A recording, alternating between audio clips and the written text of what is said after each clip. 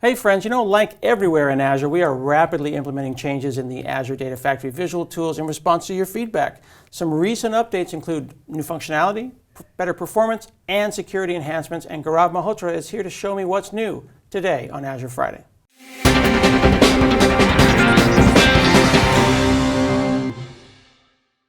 Hey folks, I'm Scott Hanselman and it's another episode of Azure Friday. I'm here with Gaurav Malhotra to talk about Azure Data Factory and some of the visual tools. Now, the first time you showed me this, I was blown away because I honestly didn't understand that it was in the browser. It's just a great visual way to understand how data moves through the system. And you're here to show me some even better improvements in the ADF in the Azure Data Factory. Absolutely. So we did some great improvements. As you guys are aware that we have these visual tools where you can essentially drag and drop activities from the panel to your canvas, just connect them and build your data integration workflows, if you will, in a code-free manner. And what we have done is that we have been very closely monitoring the customer feedback that we have been getting through various channels. One of the biggest channel for feedback has been this button where people have been very ferociously using this, if you will, and sending us feedback, and we have been very passionate about responding to them and making sure that those concerns are addressed. And if I may, to be clear, a lot of people see these happy face, smiley face things and they think maybe it just goes into a bit bucket somewhere. Yes. You and your team, real humans, look at every bit of feedback, every piece. Absolutely. And we do reach out to them, and our customers are just loving this way of reaching out to them. So what has happened is that we have been getting feedback on three fronts. We've been getting feedback on how we can improve the functionality and improve productivity for our customers. Mm-hmm. We've been getting feedback on how we can make their data integration workflows more secure.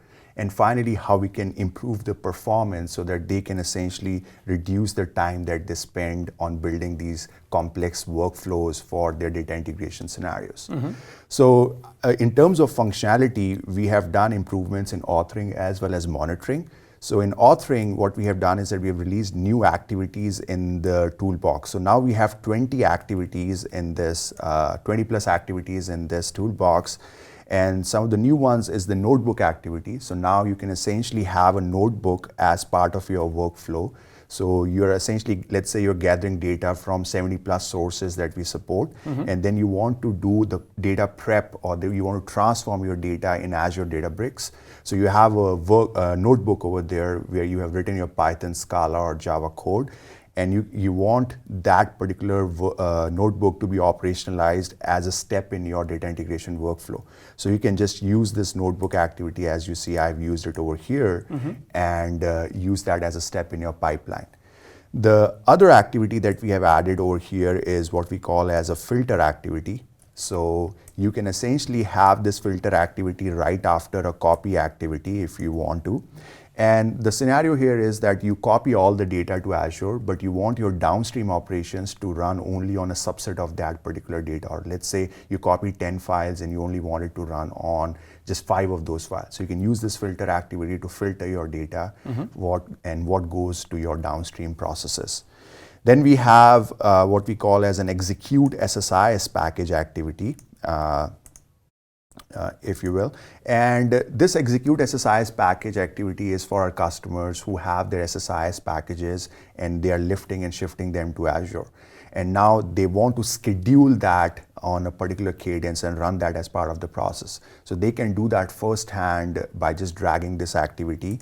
And you can see over here that they can just specify the package, the IR on which it runs, the package path, and it's just good to go, and they can put a trigger on top and it can run on a particular event or a particular schedule and work for them. And just to be clear, that SSIS, that's SQL Server Integration Services, a lot of people who did a lot of that work on their local machines, in their local data centers, have now moved their SSIS experience up into the cloud. Yes, and if you remember, like last time when I was here, I mentioned that with Azure Data Factory now, we are giving a path to those users who have spent decades worth of investment in building those SSIS packages, and they want to utilize the power of Azure. They want to use pay-as-you-go model. So with Data Factory, you can do that. And with this integration now having an SSIS package activity, mm-hmm. you can just point to the package you want to run in Azure, and you can put a trigger and it can run on a particular schedule or an event. Very cool. Right. And then we have other activities that we have added over here in the canvas, where essentially you can, for the lookup activity that we have, so let's search for the lookup. Yep, under general. Sorry. So lookup, yeah, with lookup activity now we support all the 70 plus data sources that we have. So earlier lookup was limited to the particular 3 or 4 data sets, but now we support it for all the 70 plus data sources that we have in the system from which you can ingest data into Azure. That's amazing. Like you scroll really fast through it, but it's basically everything. It's every source. Anything you can think of, from Postgres to even from Amazon. Anywhere there's data, you can bring it into Azure Data Factory. Absolutely. You want to bring it from BigQuery, you want to bring it from Amazon S3, Redshift, you want to bring it from Dynamics, SAP, all of those sources are supported for lookup activity. Very cool. So the other set of improvements that we have done in authoring is that we have enabled quick actions for our customers. So as you can see that I dropped an activity, you can now see that this publish is highlighted and it is telling you that there is one change that has happened since the last time we have published. So again, improvement in productivity for our customers. You can use expand all, collapse all to essentially collapse your entire Explorer toolbox. You can essentially shift your Resource Explorer. So all of these quick actions, I know it sounds small, but these are very, very common feedback that we got from our users that they wanted custom layouts. So we enabled this for them.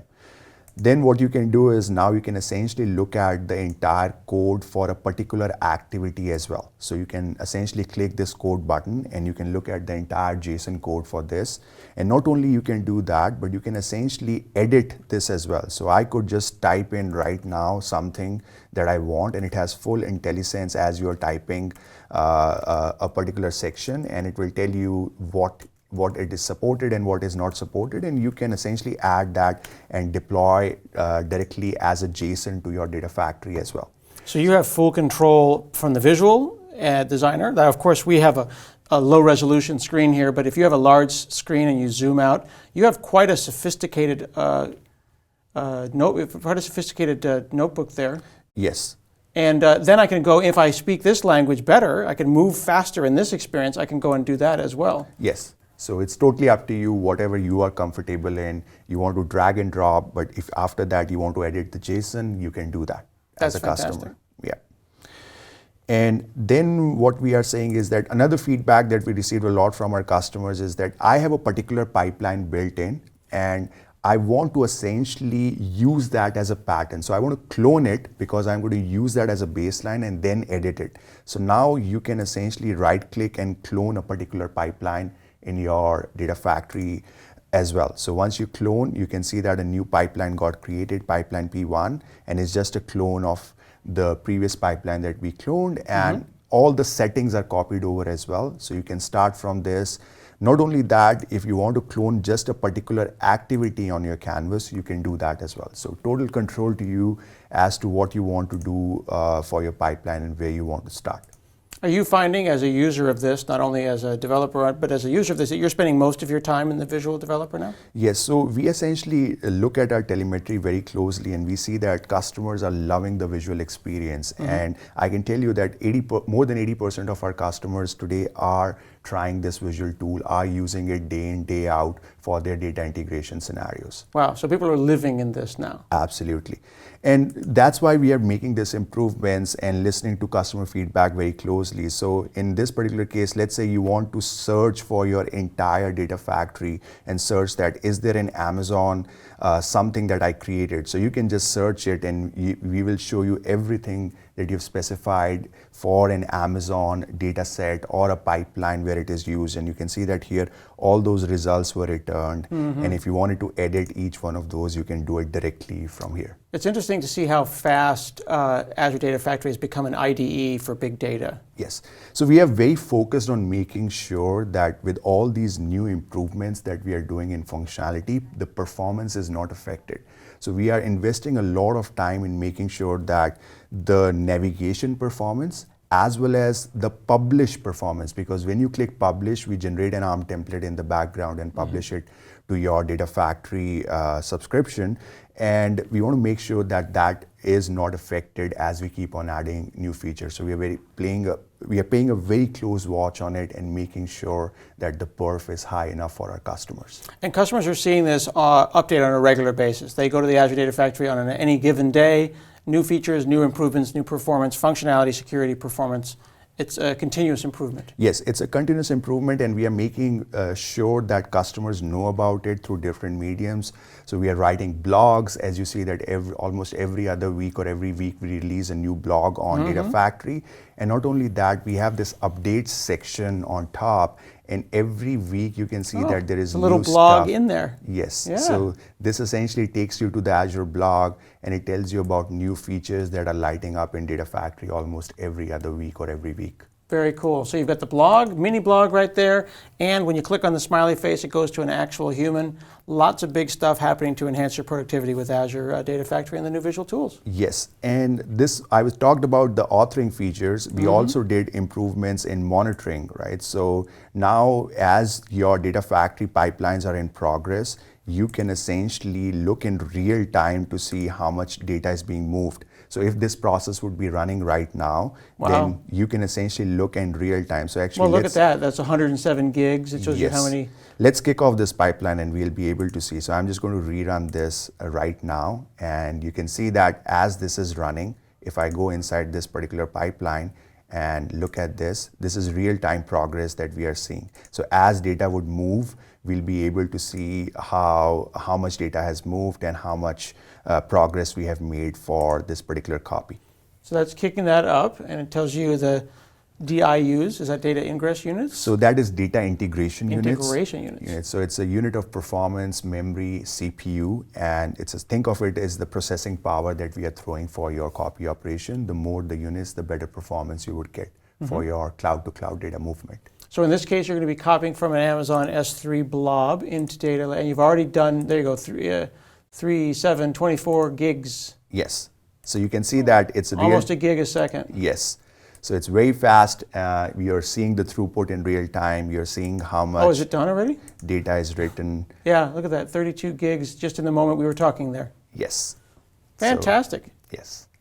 So this is the performance improvements that we have done.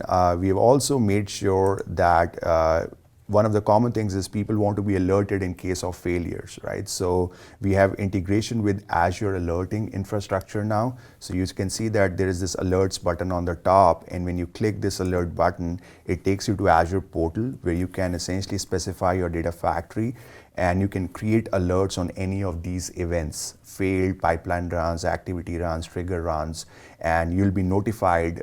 You can use SMS, phone, or email-based alerts, all the mediums that Azure Alerting supports today to raise events on that.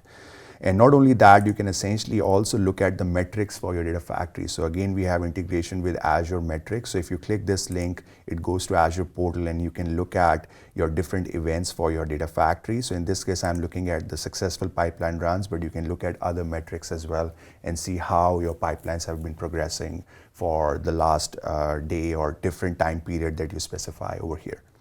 So this was the functionality improvements that we have done. Now what we have also done for our customers is made security improvements.